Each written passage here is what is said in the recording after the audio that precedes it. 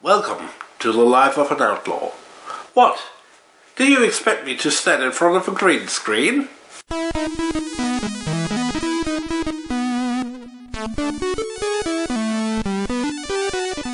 RetroKork. Today I'll be covering a whopping 4 games, so I'll be a little bit shorter. There are 3 titles called Outlaw on the Commodore 64, and I'll cover Outlaws as well. You can consider that a bonus if you like. However, we'll start with Hawksoft's Outlaw from 1984. This game is a take on Midway's Boot Hill from 1977. As you might know, it's an arcade game. You and the other player use your joystick to try and shoot each other to the death. And as one expects this early in the Commodore 64 life cycle, the game's graphics are not necessarily stunning, though the music's kind of fun. For a one-man production, I totally shouldn't be complaining. Now, while the previous game was a take on Boot Hill, the other game's called Outlaw. They're taking hints from a different arcade game, Capcom's Gunsmoke from 1985.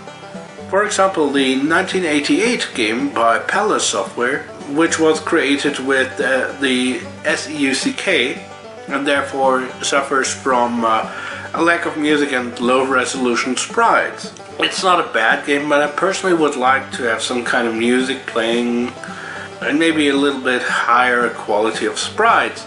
And that's where 2 years later, Players Premier released their take on the concept of a gunslinger walking through the West.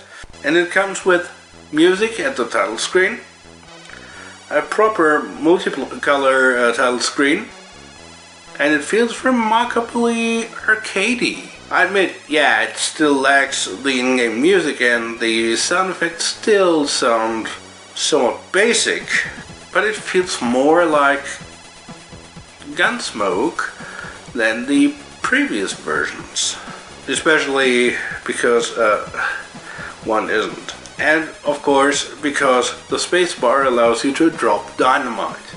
Not to mention that this version has a level choosing method by using multiple wanted posters. And now we'll take a look at the side-scrolling game Outlaws, because I still have a little bit of time left.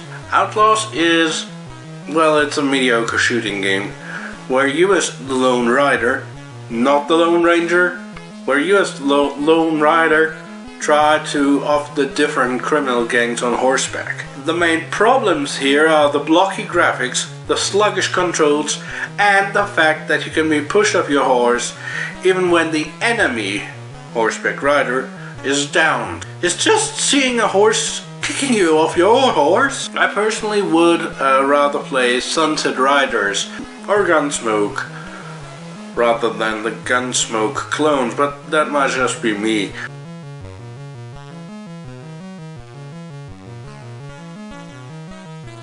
Next time we'll be seeing if we can make it from rags to riches in Rags to Riches.